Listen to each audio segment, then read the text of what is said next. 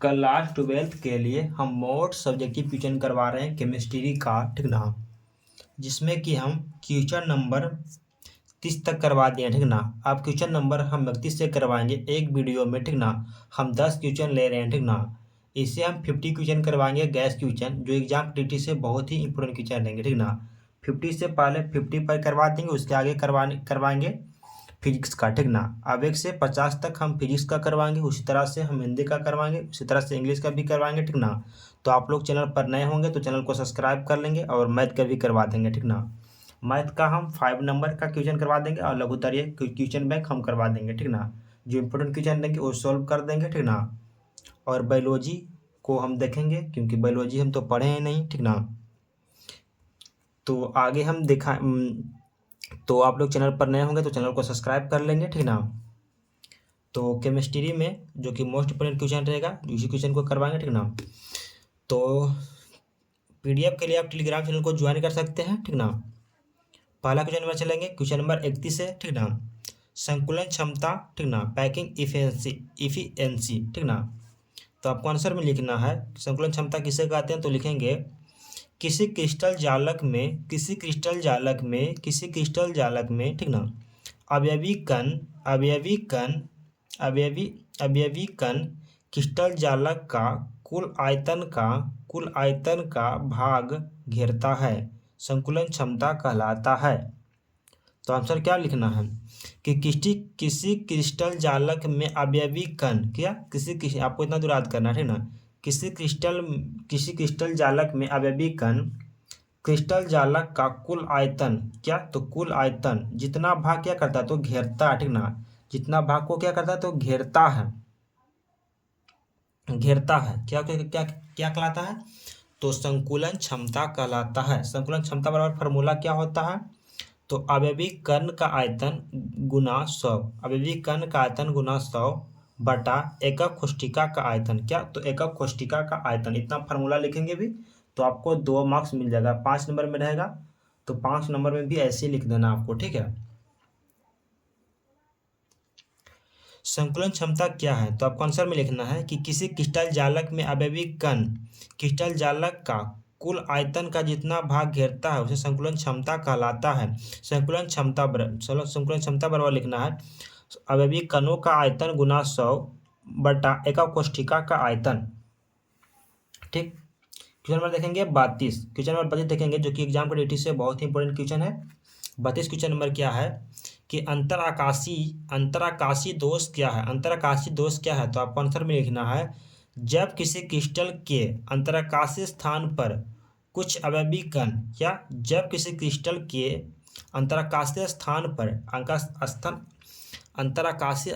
पर कुछ अवयवी कण जिससे क्या होता है, तो परमाणु, अणु, आयन, ये सभी क्या है, तो अवयवी कण है, ठीक ना। क्या होते हैं तो आ जाते हैं। तो इस प्रकार क्रिस्टल में जो दोष उत्पन्न होता है, ठीक ना, उसी को क्या कहते हैं, तो अंतराकाशी दोष कहलाता है। क्या कहता है, तो अंतराकाशी दोष कहलाता है, ठीक। आशा करते हैं कि क्वेश्चन आप लोगों को याद हो गया, ठीक ना। आप लोग इसे कॉपी में नोट करके आप डेली एक बार इसे रिवाइज करेंगे। क्वेश्चन क्या है, 33 क्वेश्चन में देखेंगे, जो कि मोस्ट इंपोर्टेंट क्वेश्चन है। भौतिक अधिशोषण किसे कहते हैं, भौतिक अधिशोषण या रासायनिक शोषण, ठीक ना। बोर्ड एग्जाम में बहुत पूछे जाते हैं, ठीक ना। तो आप लोग इसे जरूर से जरूर याद कर लेंगे। तो आपको आंसर में लिखना है जब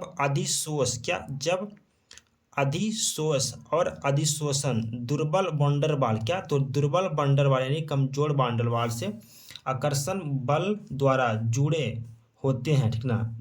दुर्बल बॉन्डरवाल आकर्षण बल से क्या होते हैं, तो जुड़े होते हैं, तो उसे क्या कहते हैं, तो भौतिक अधिशोषण कहते हैं। क्या कहते हैं, तो उसे भौतिक अधिशोषण कहते हैं। जब अधिशोष और अधिशोषण दुर्बल बॉन्डरवाल आकर्षण बल, क्या, तो दुर्बल बॉन्डरवाल और क्या आकर्षण बल के द्वारा से जुड़े होते हैं, तो उसे क्या कहते हैं, तो भौतिक अधिशोषण कहलाता है। उसे क्या कहते हैं, तो भौतिक अधिशोषण कहलाता है, ठीक ना। तो क्वेश्चन आप लोगों को याद हो गया। क्वेश्चन में देखेंगे 34, जो कि क्वेश्चन नंबर 34 बहुत ही इंपॉर्टेंट क्वेश्चन है एग्जाम को ड्यूटी से, ठीक ना। तो आप लोग जरूर से जरूर इसे याद कर लेंगे। क्वेश्चन क्या है, कि लवन सेतु क्या है। लवन सेतु क्या है एग्जाम में आने की 2025 बोर्ड एग्जाम में बहुत ही ज़्यादा संभावना है, ठीक ना। तो अब इसे याद कर लेंगे, अब बहुत ही इजी क्वेश्चन है, ठीक ना। अब अभी तो आपको क्वेश्चन हम याद करवा देंगे, ठीक ना। ये क्वेश्चन क्वेश्चन क्या है कि लवन सेतु क्या है। लवन सेतु क्या है, तो आपको कुछ नहीं करना है, आपको आंसर में लिखना है क्या यह उल्टा यू प्रकार के नली होता है, ठीक ना। यह उल्टा क्या, तो यू प्रकार का क्या होता है, तो नली होता है, ठीक ना। क्या होता है, तो नली होता है। इतना दूर आपको याद करना है कि यह उल्टा प्रकार के क्या होता था, नली होता है। उल्टा यू प्रकार का, ठीक ना। यू यू यू प्रकार के क्या होता है, नली होता है, ठीक ना। जो जो क्या अक्रिय क्या अक्रिय विद्युत अपघटन जैसे, ठीक ना। अक्रिय विद्युत अपघटन जैसे क्या KCl AgCl NH4Cl के अगर के जैसा क्या, तो अगर के जैसा भरा होता, ठीक ना। अगर के जैसा भरा होता, देख सकते हैं, ठीक ना। लवन सेतु पारा गया यहाँ पर, ठीक ना, चित्र में, ठीक ना। लवन सेतु यहाँ से, यह लवन सेतु सल्ट ब्रिज, लवन सेतु क्या कहते हैं, सल्ट ब्रिज देख सकते हैं। माइनस को क्या कहते हैं, तो कैथोड कहते हैं, और प्लस को क्या कहते हैं, तो एनोड कहते हैं। धारा प्रवाहित किया जा रहा है, ठीक ना, वोल्ट। तो आप लोग इसे कॉपी में नोट करके फिगर भी बना देंगे तो दो मार्क्स कंफर्म मिल जाएगा। लघु उत्तरीय प्रश्न ये सब, ठीक ना। तो आप लोग इसे जरूर से जरूर याद कर लेंगे।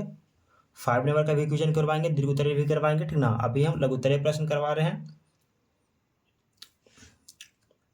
दीर्घ उत्तरीय भी करवाएंगे, ठीक ना। तो आप लोग चैनल पर नए होंगे तो चैनल को सब्सक्राइब कर लेंगे पहले, ठीक ना। अभिक्रिया का वेग पर ताप का क्या प्रभाव पड़ता है। अभिक्रिया का वेग पर ताप का क्या प्रभाव पड़ता है, तो आपको लिखना है अभिक्रिया का वेग ताप बढ़ाने पर बढ़ता है। यदि हम 10 डिग्री तापमान बढ़ाते हैं, 10 डिग्री तापमान बढ़ाने पर तो अभिक्रिया का वेग लगभग 2 से 3 गुना क्या हो जाता है, तो बढ़ जाता है, ठीक ना। आपको आंसर में लिखना है कि अभिक्रिया का वेग ताप बढ़ाने से बढ़ता है। अगर 10 डिग्री ताप बढ़ाते हैं तो लगभग 2 से 3 गुना ताप बढ़ जाता है। तो याद हो गया, वो बहुत इजी क्वेश्चन है। फिर हम देखेंगे 36, सॉल्व क्या है। सॉल्व क्या है, तो आपको आंसर में लिखना है वैसा कोलाइड जिसके परिक्षेपण माध्यम में द्रव हो, ठीक ना। वैसा कोलाइड जिसके परिक्षेपण माध्यम में द्रव हो तथा परिक्षिप्त अवस्था में ठोस हो, उसे क्या कहते हैं, तो सॉल्व का जैसे क्या, तो पेंट, हमारा पेंट क्या हो जाएगा, तो सॉल्व हो जाएगा। वैसा कोलाइड इसके परिक्षेपण माध्यम में द्रव हो तथा परिक्षिप्त माध्यम में ठोस हो, उसे क्या कहते हैं, तो सॉल्व कहते हैं। बहुत इजी क्वेश्चन है, ठीक ना। तो आप लोग इसे कॉपी में नोट करके डेली पढ़ेंगे क्वेश्चन को, ठीक ना, जिससे आपको रिवाइज करना है, ठीक ना।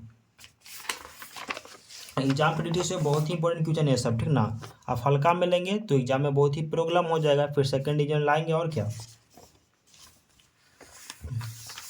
क्वेश्चन नंबर देखेंगे 37।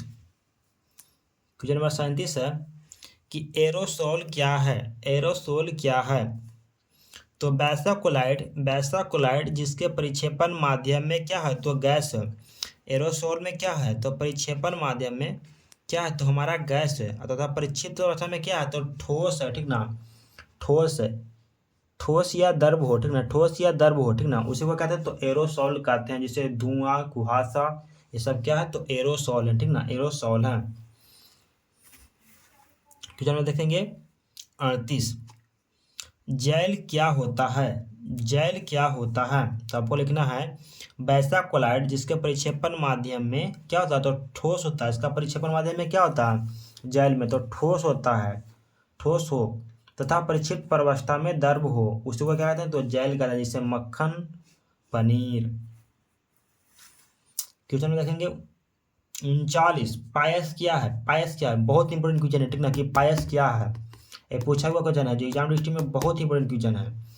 वैसा कोलाइड जिसके परिक्षेपण माध्यम तथा परिक्षिप्त अवस्था दोनों में क्या हो, तो द्रव हो, क्या हो, द्रव हो, उसे क्या कहते हैं, तो पायस कहते हैं। जैसे दूध हो गया, ये सब क्या है, तो पायस है। क्वेश्चन नंबर देखेंगे 40। क्वेश्चन नंबर 40 है संचयक बैटरी से आप क्या समझते हैं। संचयक बैटरी से आप क्या समझते हैं, तो आपको लिखना है आंसर में कि वैसा बैटरी जिससे विद्युत धारा क्या होता है, तो विपरीत, क्या विपरीत दिशा में क्या होता है, तो प्रवाहित कर क्या हो गया था, तो रिचार्ज किया जाता है, क्या क्या किया जाता है, तो रिचार्ज या चार्ज किया जाता है, रिचार्ज किया जा सकता हो और इसका उपयोग बार बार किया जाता है, उसे क्या कहते हैं, तो संचयी बैटरी कहते हैं। संचयक बैटरी कहते हैं, तो आपको आंसर में लिखना है।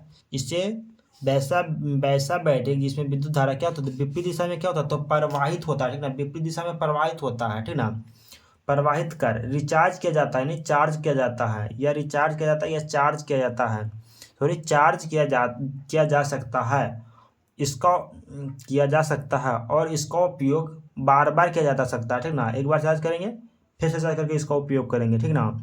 उसी को क्या कहते हैं, तो उसी को कहते हैं संचयक बैटरी कहते हैं। तो आप लोग इसे अगर पीडीएफ लेना चाहते हैं तो टेलीग्राम चैनल को ज्वाइन कर सकते हैं, आपको फ्री ऑफ कॉस्ट में इसका पीडीएफ मिल जाएगा, ठीक ना, ऑब्जेक्टिव सब्जेक्टिव का, ठीक ना। तो आप लोग टेलीग्राम चैनल को ज्वाइन कर सकते हैं। तो मिलता है किसी नेक्स्ट वीडियो में, तब तक के लिए जय हिंद जय भारत, ठीक ना। केमिस्ट्री में बहुत ही इंपॉर्टेंट क्वेश्चन है, ठीक ना, तो आप लोग इसको कॉपी में जरूर से जरूर नोट कर लेंगे, ठीक ना। तो मिलते हैं किसी नेक्स्ट वीडियो में, तब तक के लिए जय हिंद जय भारत।